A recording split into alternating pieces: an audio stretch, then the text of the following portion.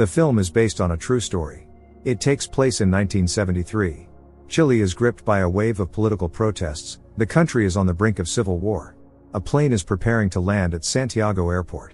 A flight attendant named Lena asked passengers to fasten their seat belts.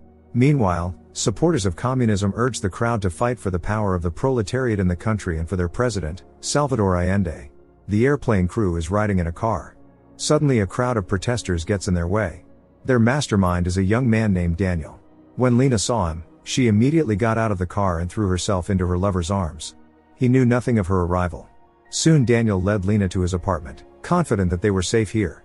Daniel is a German photographer who moved to Chile some time ago. Lena missed her boyfriend very much. The number of rebels who want to eradicate imperialism in their country is growing. Daniel and his associates addressed the crowd. Lena listened attentively to his speech. The next morning, the girl admired her sleeping beloved for a long time, feeling absolutely happy. Later they fooled around, just like in the old days. During this time their feelings only grew stronger. In the evening, Daniel developed his pictures. Lena believes he has talent. Daniel hugged his beloved, who is about to leave in 2 days. He asks her to stay, but Lena cannot do it. She wants Daniel to come home, but she realizes that this is not possible right now. In the morning the phone rang. Daniel didn't want to answer because he thought it was his mother. Today is the father's birthday, but Daniel doesn't want to congratulate him because he doesn't communicate with him. Lena still convinced her beloved to answer the phone. It was immediately clear that something was wrong. Daniel in a panic said they had to leave. The military staged a coup in the country, and Allendo's supporters were arrested.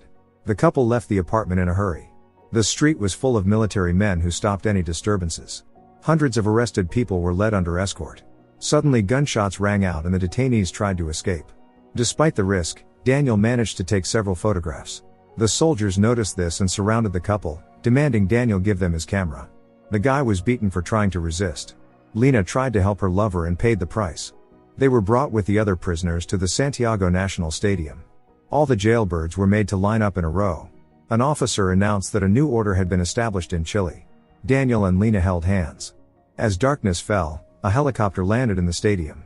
A captain accompanied by soldiers and a masked man emerged, ordering certain people out of formation. All those who supported socialism were deprived of their lives on the spot. The masked man recognized Daniel. The captain ordered him to be loaded into the car. Lena was forced to watch helplessly. There was nothing she could do to help her beloved now. Daniel was taken to an unknown destination. In the morning Lena was released. The first thing she did was go to Daniel's apartment, where everything had been turned upside down. Daniel was tied up. He was required to answer who his accomplices were. Daniel tried to deny his involvement in the protests, for which he paid the price. Lena found Daniel's friends who had managed to escape, and told them what had happened. They in turn told her about a place in the south, cut off from the rest of the world. It is called Colonia Dignidad. That is where the arrested are sent. Upon realizing that the oppositionists is not going to save Daniel and go underground, Lena was shocked. Meanwhile, Daniel continued to be tortured. Soon a man named Paul Schaefer visited him, assuring that everything would be all right. Lena went to the police for help. It turned out that the authorities were passing off Colonia Dignidad as a charitable commune with very good conditions. Lena was surprised when the officer turned the music up loud. He explained that he was being bugged and told the girl that Colonia Dignidad was actually a sect headed by preacher Paul Schaefer, a fugitive from the Third Reich. There is no way out of there, but Lena is still determined to go to Colonia and join this sect to save her lover. Before going there, she sent a letter to the captain of their plane, Roman, asking him not to wait for her. Lena took the bus, but the settlement itself was far from the stop. The area was fenced in with a high fence. Lena knocked on the gate, and an older woman let her in. Thus began Lena's first day at Colonia Dignidad. She knew at once that religious fanatics lived here. Lena assured that she wanted to join their commune to follow God's way. A beep sounded, signifying that it was time for lunch. Gisela took away all of Lena's personal belongings, telling her she would no longer need them. Suddenly Lena saw a boy crying. But Gisela told Lena that it shouldn't concern her. Lena was taken to confession with Paul Schaefer. She said she had been looking for God everywhere all her life, but she still hadn't found him. Paul explained that the members of their commune lead humble lives and work hard. He also warned that if someone joins Colonia Dignidad, there is no turning back.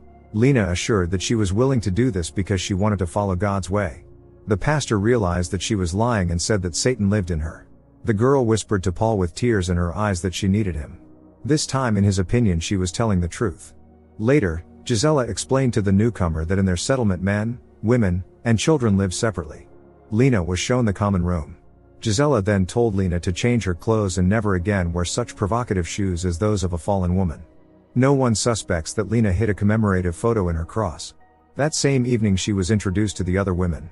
All of them lead a strictly religious life and pray before going to bed. Upon learning that Lena had come from outside, a girl named Doro was amazed. She told Lena in confidence that she might be getting married soon. Lena was surprised by this, because here men and women live separately. The conversation was interrupted by Gisela, who started handing out some pills to all the women. Lena asked what it was, but Gisela was not going to explain anything to her. The second day came. Early in the morning the women lined up and listened to a speech that through hard work they would do God's mission. Paul Schaeffer came to the hospital room where Daniel was. The doctor said that his condition was very serious. He may never be normal again. Meanwhile, the commune members toiled hard under Gisela's supervision. Lena almost fainted. For this Gisela intended to punish her, saying that she did not serve the God diligently enough. Lena was very thirsty.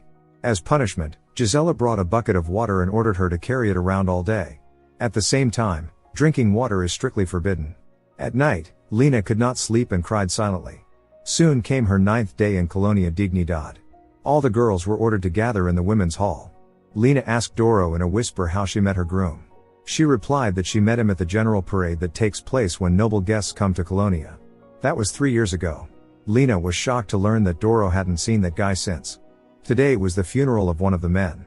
The women were not present, praying in the next room. Paul Schaeffer gave a crazy speech in front of the novices. It was the 37th day.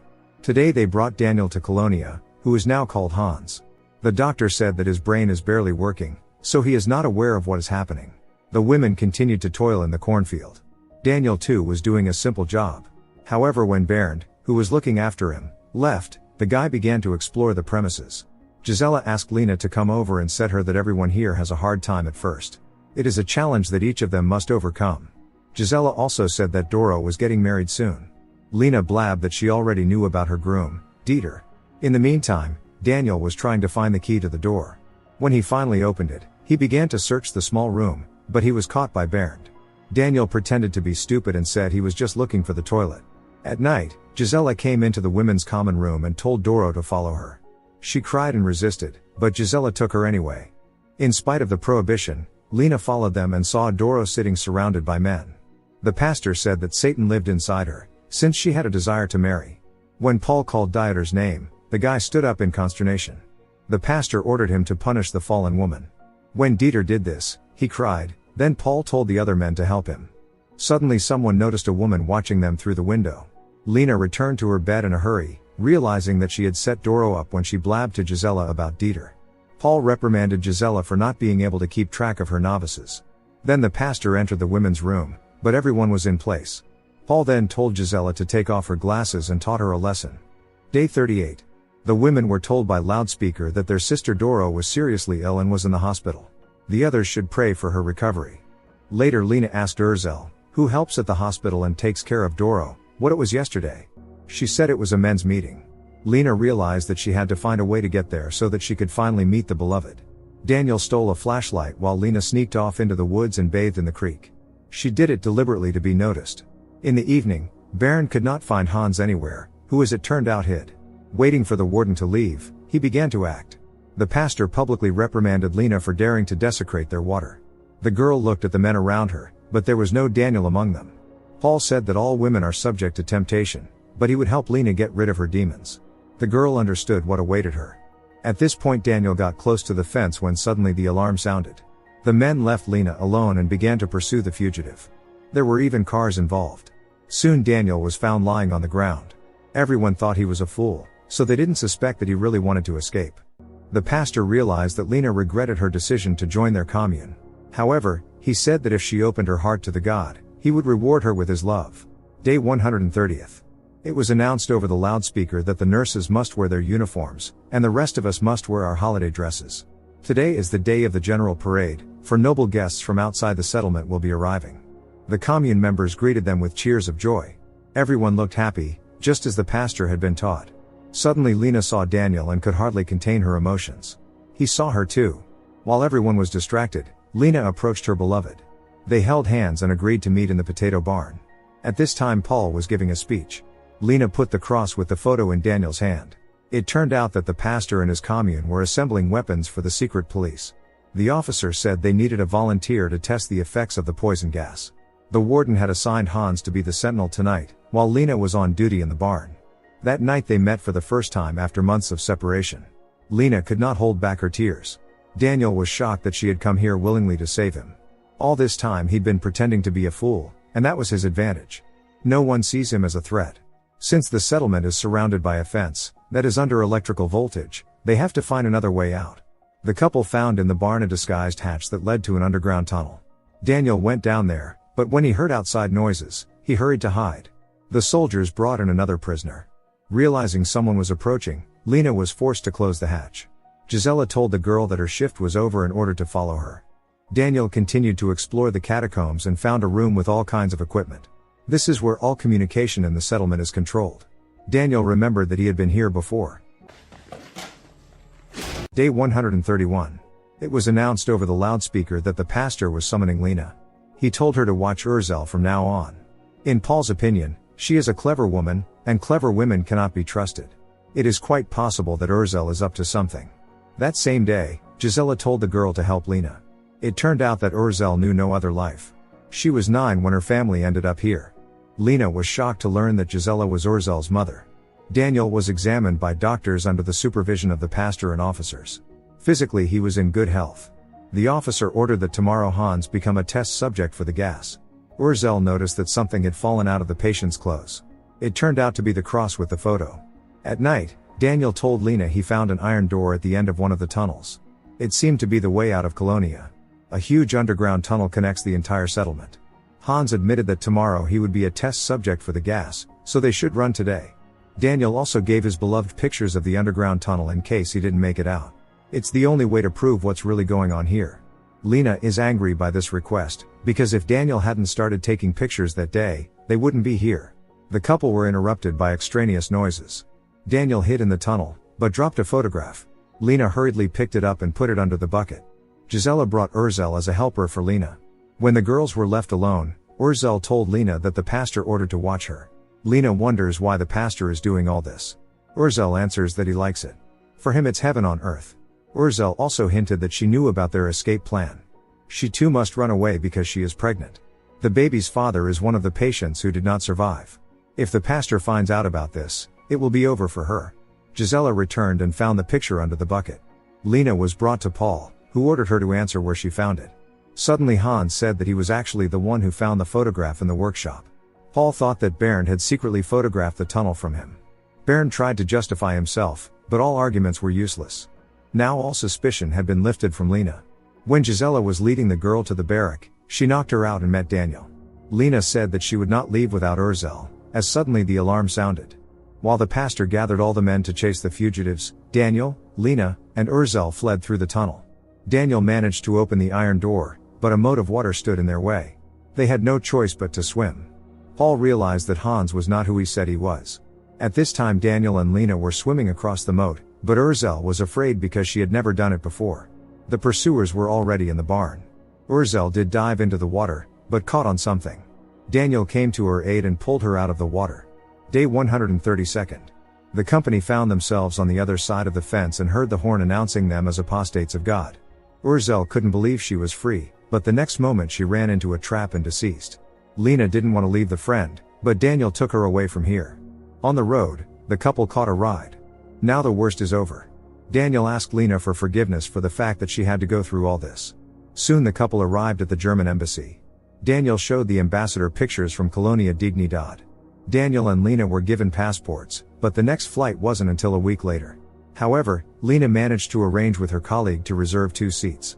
The couple did not know that the secretary had already reported this to Paul's accomplices.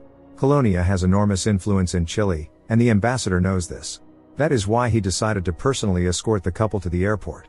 Realizing that the pictures were gone, Lena went back for them. The ambassador took the couple to an underground entrance where no one would see them. They were hidden in some room until the plane landed. Daniel and Lena are nervous. Boarding had already begun, but no one came for them. Suddenly they saw the pastor through the window.